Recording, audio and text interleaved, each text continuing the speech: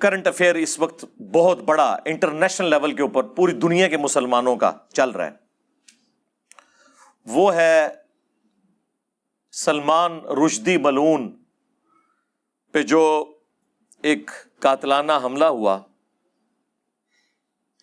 12 اگست 2022 کو۔ اسی کے کانٹیکسٹ میں آپ کو پتا ہے کہ گارڈین اخبار میں عمران خان صاحب کا ایک انٹرویو بھی چھپا، جس کی کلیریفیکیشن کل رات کو انہوں نے دے دی ہے۔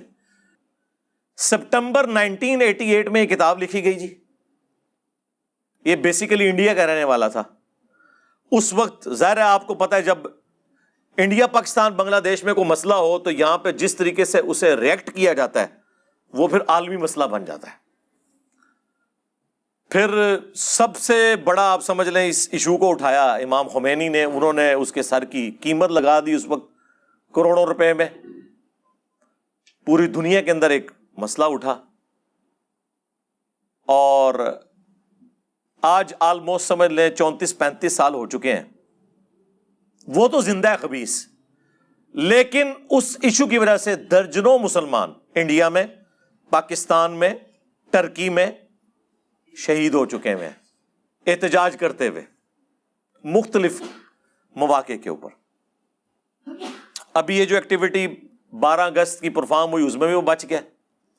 یہ کون سا طریقہ ہے کہ ہم یا تو ہم سپر پاور بن جائیں نا امریکہ کی طرح، دنیا میں جہاں کہیں گستاخ رسول ہو ہم اسے طلب کریں، قانون کے مطابق اس کے اوپر سزا لگائیں، پھر تو ٹھیک ہے۔ ورنہ آپ اس قسم کی ایکٹیویٹیز جب پرفارم کرتے ہیں تو جن لوگوں کے ریمیٹنس کے اوپر یہ ملک چل رہا ہے ان سے پوچھیں کہ یورپ اور امریکہ میں ان کے اوپر کیا گزرتی ہے جب آپ اس قسم کی جذباتی ایکٹیویٹیز پرفارم کرتے ہیں۔ اور یہاں ٹی وی چینلز پہ بیٹھ کے اس طرح کی ایکٹیویٹیز کرنے والوں کو ہیرو بنا کے پیش کیا جا رہا ہوتا ہے۔ آپ کو پتہ ہے آپ کیا کر رہے ہیں؟ اب دنیا پڑھ لکھ گئی ہے، آپ کی انہی حرکتوں کی وجہ سے مسلمانوں کے بچے سیکولر ہو رہے ہیں، بعض ایتھیسٹ ہو رہے ہیں کہ یار یہ کس قسم کے ذہن رکھنے والے لوگ ہیں۔ کیا اسلام نے یہ بات کی ہے کہ آپ نے ایکسٹرا جوڈیشل ایکٹیویٹی پرفارم کرنی ہے؟ اب وہ جو روایتیں لے کے آتے ہیں ان روایتوں کے مقابلے پہ بخاری مسلم میں کتنی احادیث موجود ہیں۔ آج میرا وہ ٹاپک نہیں ہے، ورنہ پھر رخ اور طرف چلا جائے گا۔ میری آپ ویڈیو دیکھ لیں، امام ابن تیمیہ اور گستاخ رسول کی سزا، جو انہوں نے کتاب لکھی تھی نا الصارم المسلول علی شاتم الرسول، اس کا میں نے پورا پوسٹ مارٹم کیا تھا، اور وہ تو خیر ایک الگ بات ہے۔ ہمارے نزدیک تمام گستاخان رسول جو عادی مجرم ہیں اور اپنی حرکتوں سے باز نہیں آتے وہ واجب القتل ہیں، فساد فی الارض سورۃ المائدہ کی آیت نمبر 33 کے تحت، لیکن ایک طریقے کے ساتھ، ایکسٹرا جوڈیشل ماورائے عدالت طریقے کے ساتھ نہیں، عدالت۔ اور اگر عدالت انصاف نہ دے تو پھر آپ اپنے آپ کو اتنا مضبوط کریں کہ ہم اپنے مجرمین کو پاکستان کی عدالتوں میں ان کے خلاف کیس چلا سکیں۔ اس کی بجائے آپ اس طرح کے جب گوریلا طریقے اڈاپٹ کرتے ہیں، اس کا نقصان مسلمانوں کو ہوتا ہے، بعد میں بھگتنا پڑتا ہے۔ تو یہی چیز عمران خان صاحب بھی کہنا چاہ رہے تھے۔ اچھا، اب وہ کتاب کی طرف آپ آ جائیں، سیٹینک ورسز یعنی شیطانی آیات، نعوذ باللہ، یہ اس نے اس کا ٹائٹل رکھا۔ انتہائی فضول کتاب ہے، کوئی علمی بیک گراؤنڈ نہیں اس کتاب کی، اور میں تو حیران ہوں اس کتاب کو اتنا اٹھایا کیا، اس میں ہے کیا؟ تخیلاتی چیزیں، ایک طلسماتی سٹوری کے انداز میں وہ لکھی گئی، ایک جعلی روایت کو بنیاد بنا کر ایک پورے کا پورا اس نے نیریٹو کھڑا کیا، جس کی اصل قرآن و سنت کے بالکل مخالف تھی۔ اس قسم کی جعلی روایتیں تو ہماری کتابوں میں موجود ہیں۔ بھائی جس ریلیجن کے ماننے والوں نے 10 سے 15 سال کے اندر صدیوں کی رومن اور پرشین امپائرز کو اکھاڑ کے رکھ دیا ہو، تو آپ کیا سمجھتے ہیں کہ اس کے دشمن پوری دنیا میں کتنے ہوں گے؟ تو کیا وہ جعلی روایتیں داخل نہیں کریں گے ہماری کتابوں کے اندر؟ بخاری اور مسلم دونوں میں حدیث ہے، مسلم کی پہلی حدیث یہی ہے مولا علی علیہ السلام سے کہ رسول اللہ نے فرمایا صلی اللہ علیہ وآلہ وسلم، جس شخص نے میری طرف جھوٹ منسوب کیا وہ اپنا مقام جہنم میں دیکھ لے۔ کیونکہ رسول اللہ کو پتا تھا کہ جھوٹی روایتیں گھڑی جائیں گی، بعض اوقات امت کے وسیع تر مفاد میں بھی گھڑی جائیں گی۔ امام مسلم نے صحیح مسلم کے اندر مقدمے میں یہ لکھا ہے، جو مسلم کا پارٹ ہے، پہلی 92 روایتیں مقدمہ ہے، کہ میں نے نیک لوگوں کی زبان کے اوپر فی البدی جھوٹ جاری ہوتے ہوئے دیکھا ہے وسیع تر مفاد کے اندر دین کے. آج بھی آپ دیکھ لیں کتنے واعظین ہیں کہانیاں سٹوریاں سنا رہے ہیں. مسلم کے مقدمے کے اندر لکھا ہوا ہے کہ ابن مسعود کہتے ہیں بعض اوقات شیطان انسانی شکل میں آ کے حدیث بیان کر کے چلا جاتا ہے اور لوگ وہ حدیث پھیلانا شروع کر دیتے ہیں. جب بعد میں پوچھا جاتا ہے کس نے بیان کی تو وہ کہتے ہیں ادھر ایک بندہ آیا تھا, ایک آواز آئی اور وہ شیطان ہوتا ہے. یہ اسماء و رجال کا جو علم ہے, حدیث کی چینز اور ایک ایک بندے کا تعارف, یہ کس لیے رکھا گیا؟ اسی لیے تاکہ کوئی جھوٹی روایتیں ہماری کتابوں میں داخل نہ کر سکے. اور یہ اتنا کریٹیکل ایشو ہے کہ امام مسلم نے مقدمے میں لکھا ہے کہ اس پہ اتفاق ہے کہ تابعی کی مرسل کوئی شے نہیں ہے. یعنی اگر کوئی تابعی جس نے نبی صلی اللہ علیہ وآلہ وسلم کو نہیں دیکھا, صحابہ کو دیکھا ہے, صحابہ کی صحبت کی ہے, اگر وہ بھی کوئی روایت بیان کرے اور صحابی کو مینشن نہ کرے, ڈائریکٹ رسول اللہ سے فرمان بیان کر رہا ہے, اس کی روایت مردود ہے, کیونکہ اس نے تو زمانہ نہیں پایا. اور یہی اسی قسم کی ایک روایت ہے جس کی بنیاد کے اوپر سٹینک ورسز کتاب لکھی گئی. وہ انشاءاللہ میں بریف کر دوں گا. چلے آج تو مجھے موقع ملا, میں بڑے عرصے سے چاہ رہا تھا, لیکن وہ میں اس کو اس لیے ہاتھ نہیں ڈالتا تھا کہ اگر ہم اس طرح کے ٹاپکس پہ بولیں گے, کہیں گے جی دیکھیں جی گڑے مردے اکھاڑ رہے ہیں, یہ اون تو اڈے ایک مجاہد ملت نے خام خائی گڑا مردہ اکھاڑ دیتا ہے, ٹھیک ہے, وہ قاتلانہ حملہ اس کے اوپر کر کے. تو اب چونکہ ایک موقع ملا ہے تو میں آپ کو تھوڑا بہت آئیڈیا ایک مسلمان کو ہونا چاہیے کہ یہ اس نے کام کیا ڈالنے کی کوشش کی ہے اس کتاب کے اندر. اس کو تو ہم پہلے سے ہی کنڈیم کر رہے ہیں اس حوالے سے. بیسیکلی سورۃ الحج کی ایک آیت ہے, آیت نمبر 52. اس کے کانٹیکسٹ میں آپ جتنی بھی قرآن کی تفاسیر ہیں وہ اٹھائیں گے تو آپ کو یہ واقعہ مل جائے گا. سورۃ الحج کی آیت نمبر 52 میں پہلے آپ کے سامنے بیان کروں گا اور پھر میں آپ سے پوچھوں گا کہ اس میں سے اس طریقے سے رزلٹ نکالنا, جبکہ اس آیت کی تفسیر قرآن کے اندر کئی جگہ پہ موجود ہو. کتنا بڑا ظلم ہے کہ آپ کسی ایک جھوٹی روایت, ایک ضعیف روایت, اور ضعیف بھی اس درجے کی کہ اس کی صحابی تک سند ہی نہ جائے, تابعی تک جائے, مرسل روایت, چھوٹا ہوا واسطہ, اس کو ضعیف جمع ضعیف جمع ضعیف کر کے حسن بنانے کی کوشش کر دیں. کتنا بڑا ظلم ہے. اور یہ اتنا بڑا ظلم ہوا کہ شیخ ناصر الدین البانی, سعودیہ کے جو محدث اعظم بھی رہ چکے ہیں, البانیہ کے تھے بیسیکلی, انہوں نے باقاعدہ اس روایت کے رد کے اوپر پوری کتاب لکھی ہے حافظ ابن حجر اسقلانی کے خلاف. انہوں نے کہہ دیا کہ جی کافی ساری ضعیف روایتیں ملی ہوئی ہیں تو کچھ نہ کچھ تو ہوا ہوگا, ٹھیک ہے. حالانکہ البانی خود قائل ہیں کہ 2 3 4 روایتیں مل جائیں نا, اگر جمع کے سیغے میں 3 سے زیادہ, تو ضعیف جمع ضعیف جمع ضعیف حسن لغیری بن جاتی ہے. لیکن یہاں ان کو بھی پتا چلا, یہ البانی صاحب نے کتاب ابن حجر اسقلانی کے خلاف نہیں, اپنے خلاف بھی لکھی ہے کہ ضعیف جمع ضعیف کا فارمولہ لگا کے کسی حدیث کو صحیح قرار دینا یہ کتنا نقصان دہ ہے. میں نے آج سے آلموسٹ 10 سال پہلے بھی اس روایت کو بیان کیا تھا, مسئلہ 36 کے اندر, ضعیف الاسناد اور من گھڑت احادیث کا فتنہ, کہ اگر ضعیف روایتوں کو مانا جائے تو ایٹ لیسٹ 3 حدیث کی کتابوں میں یہ روایت موجود ہے لیکن سند اس کی متصل نہیں ہے. تو اب 3 ضعیف روایتیں مل کے اور 8-9 اس کے مزید طرق ملتے ہیں, تو ہم اسے ضعیف جمع ضعیف جمع ضعیف جمع ضعیف کر کے حسن بنا دیں گے؟ نہیں, ضعیف جمع ضعیف جمع ضعیف پکی ضعیف. یہ شیطان نے پھیلائی ہے اس قسم کی باتیں. تو باقاعدہ شیخ ناصر البانی نے پورا ایک کتابچہ لکھا اس کو رد کرنے کے لیے. لیکن اس کے اگینسٹ حافظ ابن کثیر جو ہیں وہ آپ دیکھیں ماشاء اللہ تعالیٰ, انہوں نے تفسیر ابن کثیر میں سورۃ الحج کی آیت نمبر 52 کے کانٹیکسٹ میں پورا رد کیا ہے کہ یہ بالکل بکواسیات ہیں سارے واقعات. ایک ایک سند کے اوپر انہوں نے بحث کی, انہوں نے کہا یہ سندیں تو متصل ہی کوئی نہیں ہے, خام خواہ آپ اس کے اوپر بات کر رہے ہیں. تو یہ روایت جو ہے وہ المعجم الکبیر طبرانی کے اندر موجود ہے, مسند البزار کے اندر موجود ہے, اور مجمع الزوائد کے اندر بھی موجود ہے. خود ابن حجر اسقلانی کے استاد مجمع الزوائد میں طبرانی اور بزار کے ریفرنس سے لے کے آئے, انہوں نے کہا ہے کہ یہ روایتیں ٹھیک نہیں ہیں. ہمارے پاس تو اب یہ اردو ترجمے کے ساتھ طبرانی بھی آ چکی ہوئی ہے اور مجموع الزوائد بھی آ چکی ہے الحمدللہ. ہم کوشش کریں گے کہ اس کے امیجز جو ہے وہ اس میں ساتھ ڈسپلے کر دیں کہ بالکل جعلی روایتیں ہیں جن کی بنیاد کے اوپر یہ سب کچھ کیا گیا. وہ سورۃ الحج کی جو آیت نمبر 52 ہے اس کے کانٹیکسٹ میں ہوا. وہ آیت پہلے میں پڑھ دیتا ہوں تاکہ آپ کو یہ پتہ چل جائے. اعوذ باللہ من الشیطان الرجیم بسم اللہ الرحمن الرحیم.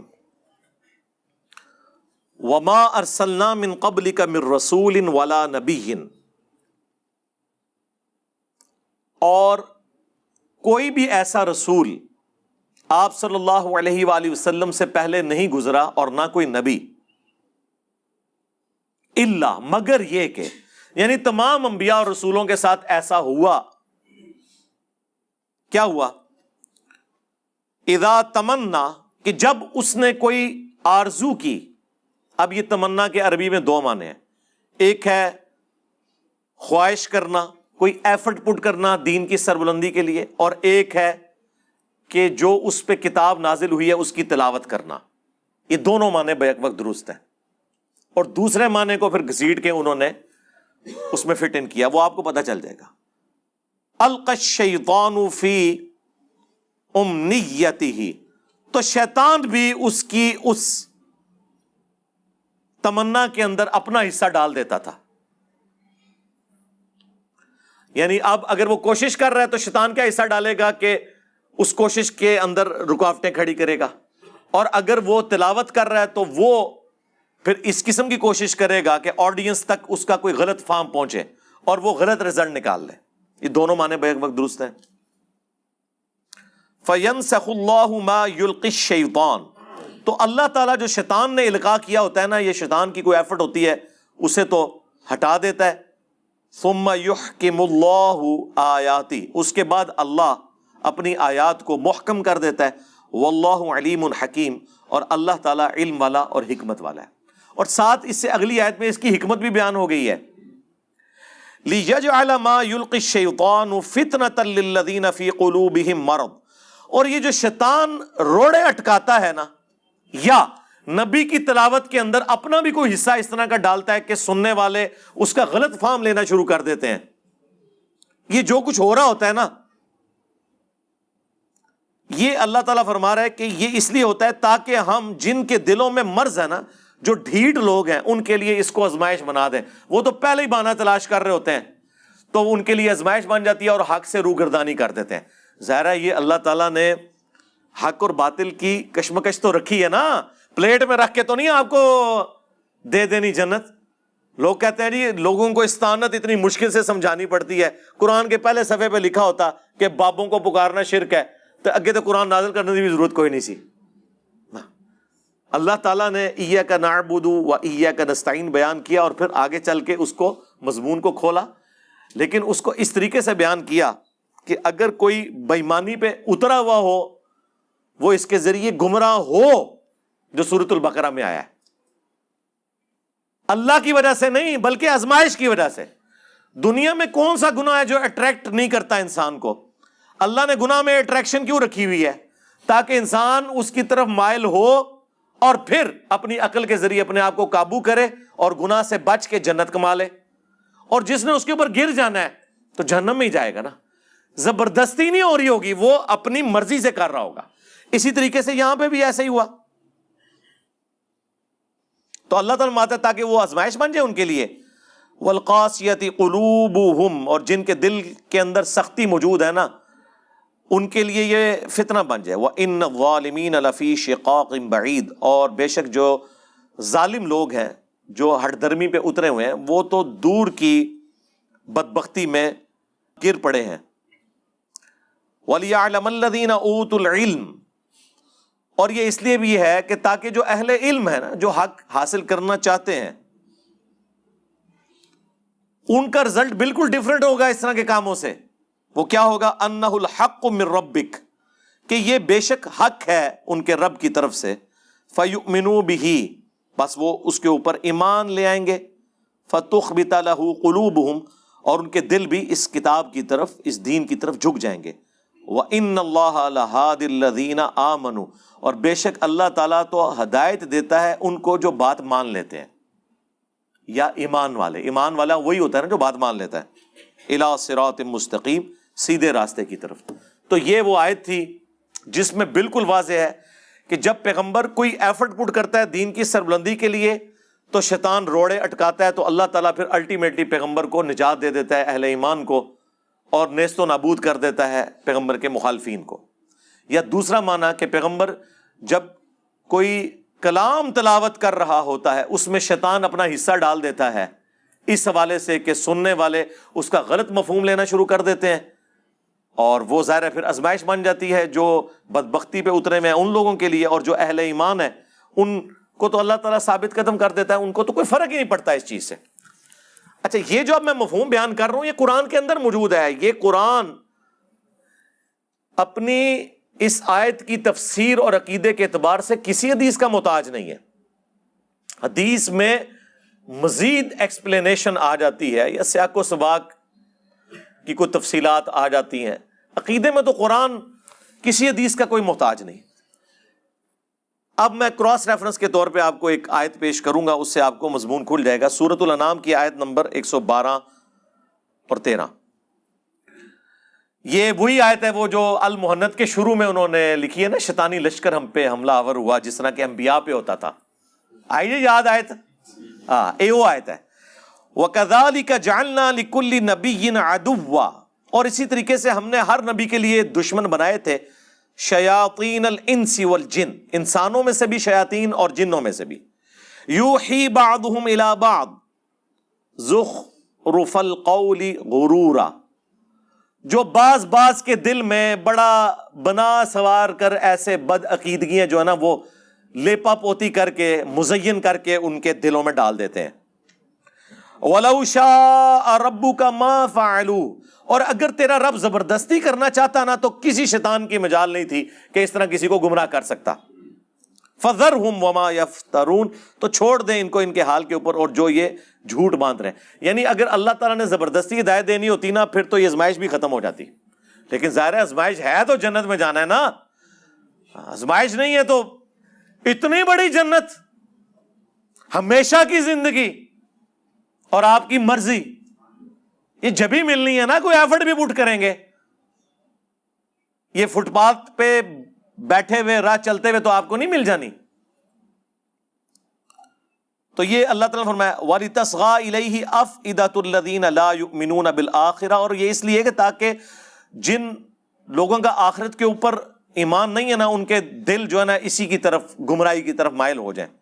وَلِيَرْضَوْهُ وَلِيَقْتَرِفُوا مَا هُمْ مُقْتَرِفُونَ، اور وہ پھر اسی کے اوپر راضی ہو جائیں۔ یعنی جو لوگ گمراہی کے اوپر اترے ہوئے نا ان کے لیے تو ایک سمجھ لیں یہ ایندھن کا کام کریں گی اس طرح کی چیزیں، اور وہ اس میں سے غلط رزلٹ نکالیں گے اور وہ پھر اسی راستے کے اندر بیٹھ جائیں گے۔ اب یہ بالکل واضح ہے۔ اسی طریقے سے سورہ الفرقان کے اندر بھی آیت نمبر 32 میں بھی ہے، وَقَالَ الَّذِينَ كَفَرُوا لَوْلَا نُزِّلَ عَلَيْهِ الْقُرْآنُ جُمْلَةً وَاحِدَةً، اور کافر یہ اعتراض کرتے ہیں کہ یہ قرآن اکٹھا کیوں نہیں نازل ہو گیا، یہ کیا ہے جی اتنے سالوں سے نازل ہو رہا ہے، کوئی اللہ تعالیٰ بیٹھ کے کوئی پلان کرتا رہتا ہے یا یہ نبی خود بیٹھ کے گھڑتا رہتا ہے، نعوذ باللہ۔ آپ دیکھیں نا قرآن کا آہستہ آہستہ نازل ہونا، ایک پوائنٹ تو ان کے ہاتھ لگ گیا نا کہ سوچ سوچ کے لکھتا ہے، نعوذ باللہ۔ تو اللہ تعالیٰ نے اس کا جواب دیا کہ ایسا کیوں ہے، کذالک، یہ اس طریقے سے ہے کہ لنثبت بہ فؤادک، تاکہ ہم آپ کا دل اس کے ذریعے مضبوط کریں، ورتلناہ ترتیلا، اور ہم اسے ٹھہر ٹھہر کے پڑھتے ہیں۔ یعنی دل مضبوط ہوتا ہے نا میرے بھائی، دیکھیں غزوہ بدر سے پہلے سورہ البقرہ نازل ہوئی، پوری تیاری کی گئی، جالوت اور طالوت کی جنگ کا واقعہ بیان ہوا، غزوہ احد میں غلطیاں ہوئیں، مسلمانوں کے دل دکھے ہوئے تھے، اس کے بعد 60 آیات اس کے اوپر کمنٹری نازل ہوئی کہ تم نے یہ کیا، ہم نے تو وعدہ پورا کر دیا تھا، تم نے نبی کی نافرمانی کی، اس کی وجہ سے فتح شکست میں بدل گئی۔ غزوہ خندق کے موقع کے اوپر 7 گائیڈ لائنز، غزوہ تبوک کے موقع پر سورہ التوبہ۔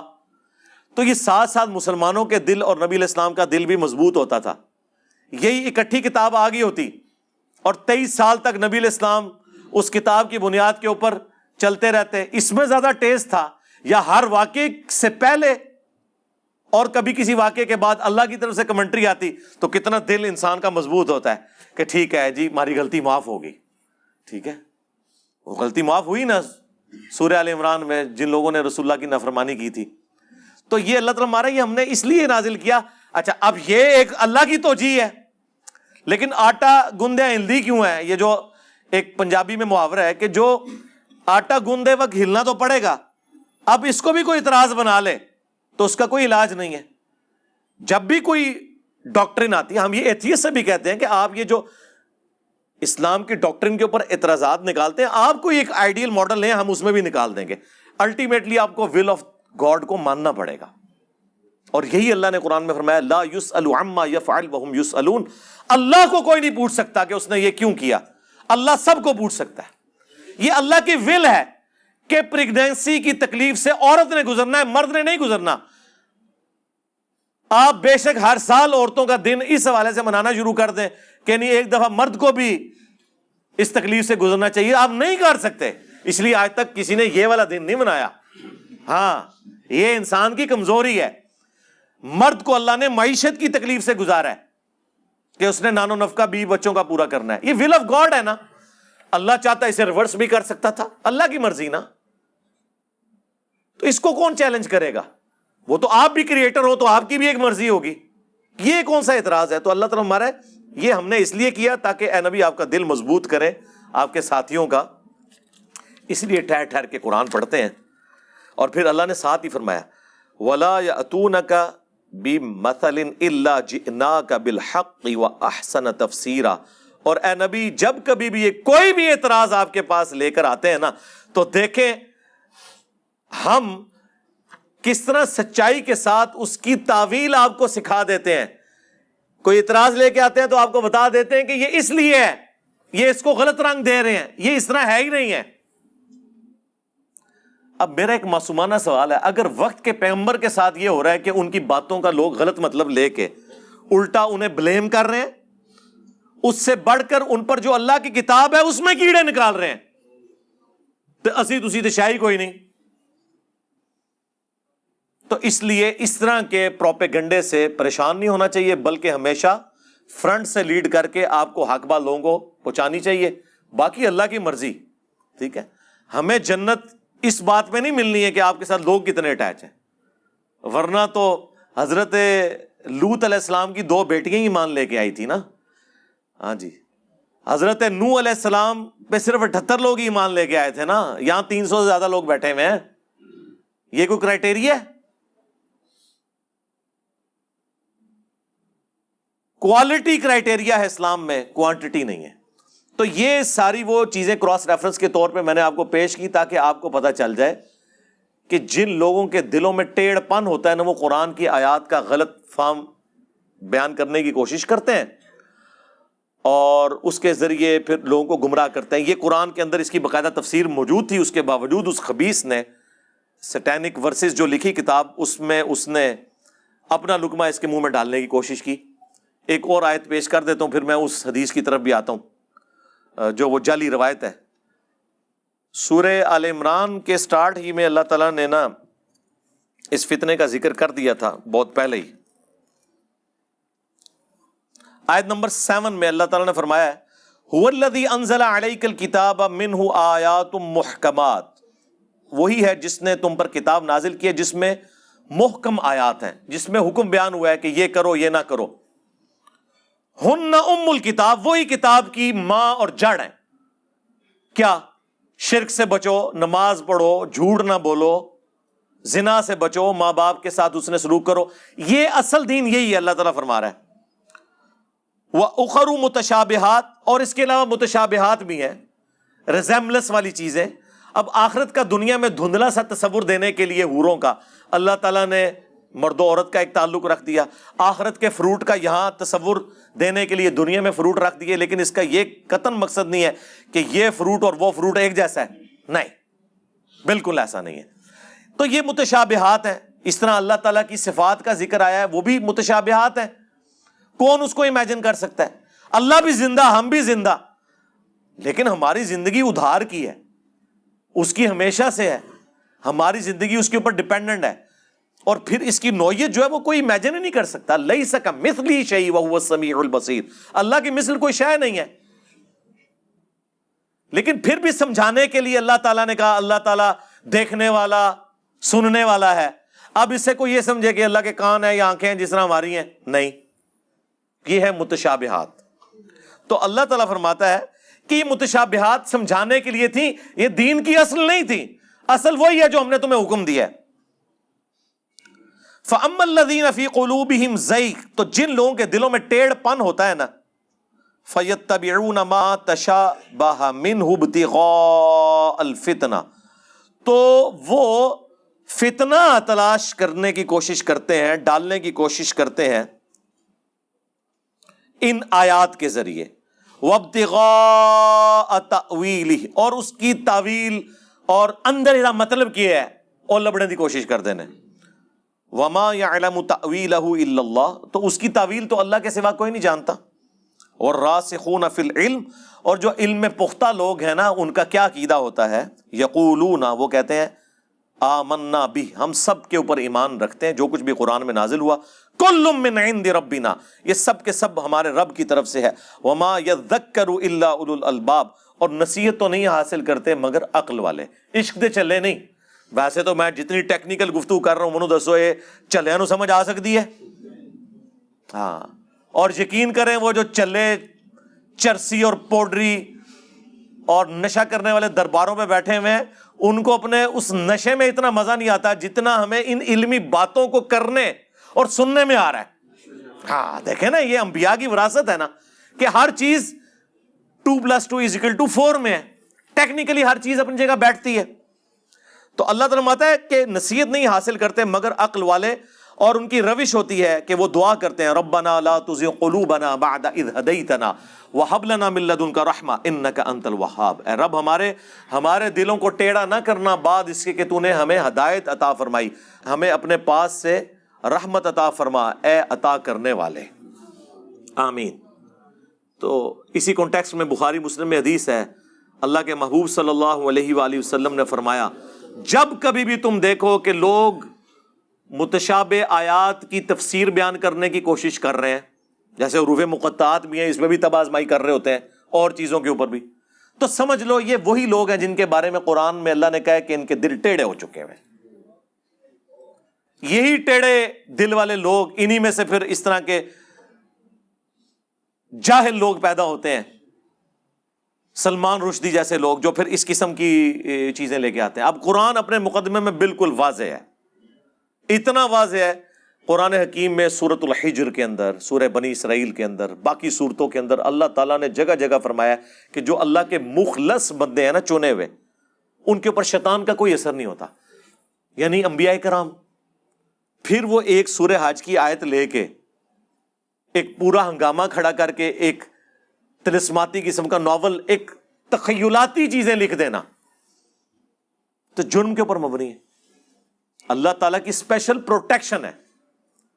سورہ بنی اسرائیل میں اللہ تعالیٰ نے فرمایا کہ اے نبی علیہ السلام، ظاہر ہے نبی علیہ السلام ایک شریف النفس انسان تھے، قریب تھا کہ آپ بھی کافروں کی طرف تھوڑا بہت مائل ہو جاتے، اپنی شرافت کی وجہ سے ہوئے نہیں ہیں، ہو جاتے تو یہ آپ کو اپنا دوست بنا لیتے اگر ہم آپ کو نہ تھام لیتے، اور اگر بفرض محال ایسا ہوتا تو ہم آپ کو دنیا کی زندگی میں بھی دگنا عذاب دیتے اور آخرت میں بھی آپ کو اللہ کے عذاب سے بچانے والا کوئی نہ ہوتا۔ ہاں، یہ سب سے سخت ترین آیت ہے قرآن کی سورہ بنی اسرائیل میں۔ اسی طریقے سے سورۃ الحاقہ میں آیا کہ اگر یہ نبی ہماری طرف کوئی ایسی بات منسوب کر دیں جو ہم نے ان کی طرف وحی نہیں کی، ہم ان کا دانا ہاتھ پکڑ کے ان کی رگیں جاں کاٹ دیں۔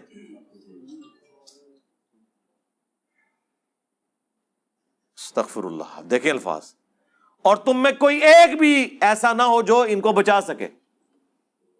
لیکن ایسا نہیں ہوا، یہ سارا غصہ کافروں کے اوپر ہے، یہ نبی کے اوپر غصہ نہیں ہے، یہ کافروں کے اوپر ہے کہ یہ نبی اللہ کی پروٹیکشن میں، یہ بنیادی عقیدہ ہے. پھر قرآن میں 3 جگہ آیا، سورہ یونس کے اندر، سورہ الانعام کے اندر، سورہ زمر میں، نبی صلی اللہ علیہ وآلہ وسلم کے حوالے سے، قل انی اخاف ان عصیت ربی عذاب یوم عظیم.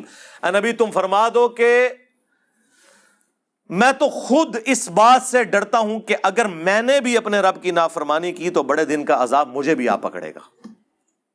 آج یہ آیات بیان کرنا گستاخی ہے، حالانکہ یہ آیات ہمارے پاس ثبوت ہے کہ یہ کتاب رسول اللہ نے نہیں لکھی.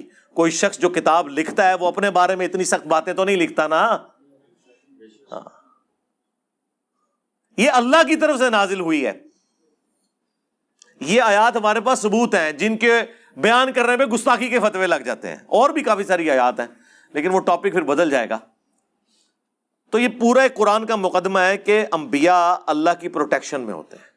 اب آ جائے اس واقعے کی طرف. وہ کہتے ہیں جی کہ یہ سورہ الحج میں جو ذکر ہے نا، اس کی پریکٹیکل اپلیکیشن ہوئی کہ سورۃ النجم کی آیات اللہ کے نبی علیہ السلام تلاوت کر رہے تھے پارہ نمبر 27 کے اندر.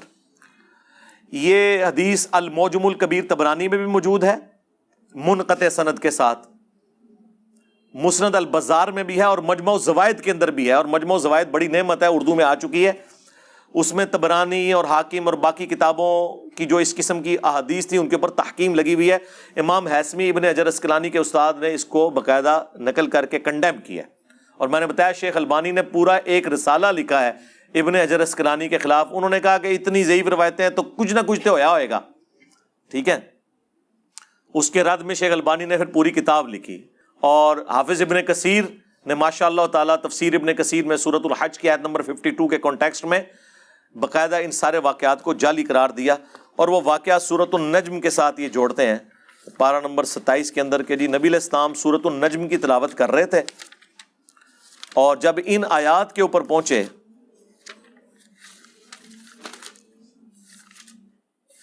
اعوذ باللہ من الشیطان الرجیم بسم اللہ الرحمن الرحیم، جہاں پہ ان دیویوں کا ذکر تھا. ان کی 3 دیویاں تھیں نا جس کی وہ پوجا کرتے تھے، بت پرست. نمبر 1 لات، نمبر 2 عزا اور نمبر 3 منات. اس کا ذکر موجود ہے آیت نمبر 19 اور 20. افرائیتم اللات والعزا، کیا تم نے لات اور عزا کی طرف نہیں دیکھا؟ ومنات الثالثۃ الاخری، اور جو تیسری دیوی ان کی منات ہے. الکم الذکر ولہ الانثی، کیا تم خود تو اپنے لیے لڑکے پسند کرو اور اللہ کی طرف لڑکیوں کی نسبت کرو. تلک اذن قسمۃ ضیزہ، یہ کتنی بری تقسیم ہے جو تم کر رہے ہو. یعنی آپ دیکھیں ان کی تینوں دیویاں جو ہیں وہ مونس تھیں. خود اپنے لیے لڑکی پیدا ہونا وہ ایک بدنامی سمجھتے تھے، اور اللہ کی طرف 3 دیویاں انہوں نے منسوب کی ہوئی تھی، اللہ کی بیٹیاں لات، منات اور عزا. تو ان کی وہ عبادت کیا کرتے تھے. تو اللہ تعالیٰ نے دیکھیں اس آیت کے ساتھ ذکر آیا کہ بڑی بری تقسیم تم نے کی ہوئی ہے.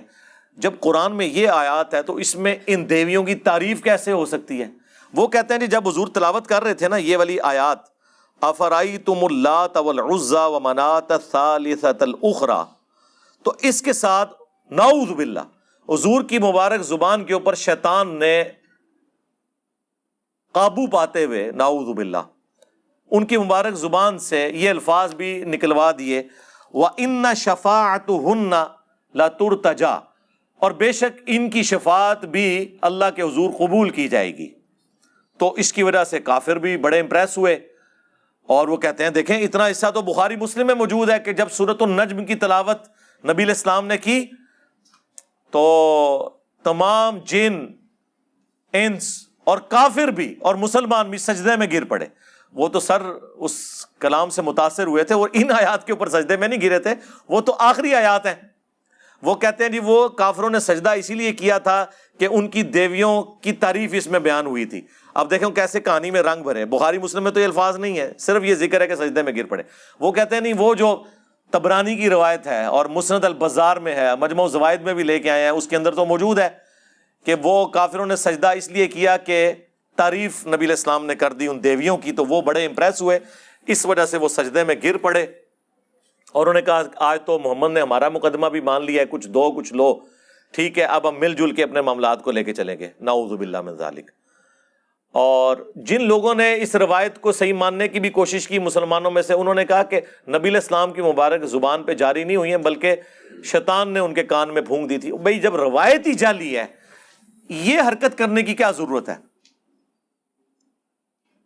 یہی کام پھر ابن حجر اسقلانی نے کیا، باقی خیر پوری امت ایک طرف کھڑی ہوئی ہے، اسی لیے شیخ البانی نے پھر ان کے خلاف پورا رسالہ لکھا کہ یہ ضعیف جمع ضعیف جمع ضعیف کو آپ اس طرح اثر بنا رہے ہیں، حالانکہ البانی صاحب خود بھی بنا لیتے ہیں بعض اوقات، تو وہ رسالہ صرف ان کے خلاف نہیں اپنے خلاف بھی انہوں نے لکھا۔ یہ وہ جعلی روایت تھی جس کی بنیاد کے اوپر انہوں نے ایک پورا ہنگامہ کھڑا کیا ہوا تھا۔ یہ بالکل جھوٹی روایت ہے، اس کی کوئی سند متصل نہیں ہے کسی صحابی تک، تابعین تک جاتی ہیں، لیکن ظاہر ہے وہ تو مسلم کے مقدمے میں ہے کہ تابعی کی مرسل کوئی شاعری میں شروع میں بتا چکا کہ صحیح مسلم کے مقدمے میں ابن مسعود کا قول ہے کہ بعض کا شیطان انسانی شکل میں آ کے حدیث بیان کر کے چلا جاتا ہے، مشہور ہو جاتی ہے، لہٰذا پوری تحقیق کی جائے گی کہ اس کی سند رسول اللہ تک جاتی ہے کہ نہیں۔ یہ تو نہیں کہ حدیث تو حدیث ہوتی ہے اصلی ہو یا جعلی، ڈگری تو ڈگری ہوتی ہے اصلی ہو یا جعلی، ایسا نہیں ہے۔ تو بہرحال یہ میں نے پورا مقدمہ آپ کے سامنے رکھ دیا اس کتاب کے حوالے سے، تاکہ آپ کو پتہ چل جائے کہ یہ جو تماشا ان لوگوں نے کھڑا کیا ہے، اس کتاب کو اتنی ہائپ اس میں کریٹ کی ہوئی ہے، اس کتاب میں شے کوئی نہیں ہے کہ جسے اتنی امپورٹنس دی جائے، سوائے یہ کہ آپ یہ کہہ سکتے ہیں کہ گستاخی یا کچھ ایسے الفاظ استعمال ہو گئے۔ ٹیکنیکلی تو وہ پور کتاب ہے، ٹیکنیکلی جو اسلام اور پیغمبر اسلام کے اوپر جو اعتراضات آج کے ایتھیسٹ کر رہے ہیں وہ بہت زیادہ ساؤنڈ ہے ایز کمپیئر ٹو اس کتاب کے، اس کے مقابلے پہ قرآن و سنت کے مقابلے پہ تو دونوں ہی جعلی باتیں کر رہے ہیں، لیکن اس کو اتنی ہائپ کریٹ کی ہے اور اس مردود کو انہوں نے زندہ رکھے ہوئے ابھی تک، اور دفع کریں اسے، مرے اپنی آرام موت، یا اتنے مضبوط ہوں کہ ہم اسے پھر پکڑ کے تو اپنی عدالتوں میں مقدمہ چلا کے تو فساد فی الارض کے تحت اسے سولی لٹکائیں۔ ادروائز آپ اس قسم کی ایکٹیویٹیز پرفارم کریں گے تو عمران خان صاحب نے بالکل صحیح سٹیٹمنٹ دی ہے کہ اس طرح کی ایکٹیویٹیز پرفارم کرنے کا پھر اسلام کو نقصان ہوتا ہے، ٹھیک ہے، مقدمہ کسی اور طرف چلا جاتا ہے۔ آپ دیکھیں وہ اس کی جو خبریں ہیں نا، اس کے نیچے لوگوں کے کامنٹس پڑھیں، لوگ کہہ رہے ہیں جی یہ ہے جی ریلیجن آف پیس، کس کس قسم کے ان کو موقع مل گیا نا بھونکنے کا، اور اس قسم کے موقع ہم پرووائڈ کرتے رہتے ہیں۔ ابھی تو یہاں کی گراؤنڈ ریئلٹیز نہیں ان کو پتا کہ یہاں مسلمان سے ڈرتا ہے، یعنی ایک مسلمان رفع الیدین کرتے ہوئے آمین اونچی کہتے ہوئے کسی ہندو سکھ عیسائی سے نہیں ڈرتا۔ آپ کسی سکھ کی دکان کے باہر مصلی ڈال لینا اور رفع الیدین سے نماز پڑھیں،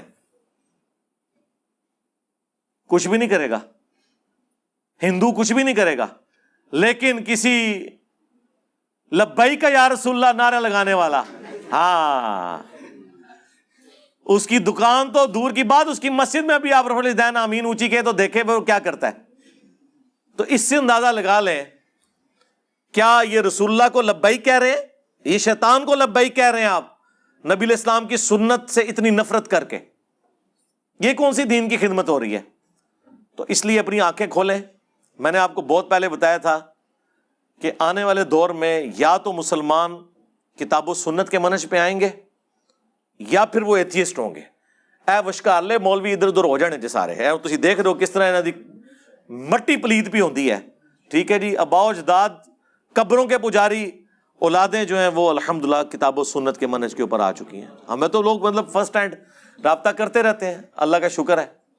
تو یہ تو کہتے تھے نا جی وہ فلانے بزرگ نے اتنے نو کلمہ پڑھایا، فلانے نے اتنے ساری کہانیاں بنائی سن، ٹھیک ہے جی، بزرگ تو پھر انہوں منو کہ صدیاں تو جنہاں نو تسی اپنے بابے نال جوڑیا سی، انہاں بابے چھوڑ کے اس شخص نو اپنا امام مان لیا ہے جس کی قبر مدینے میں ہے، محمد رسول اللہ صلی اللہ علیہ وآلہ وسلم۔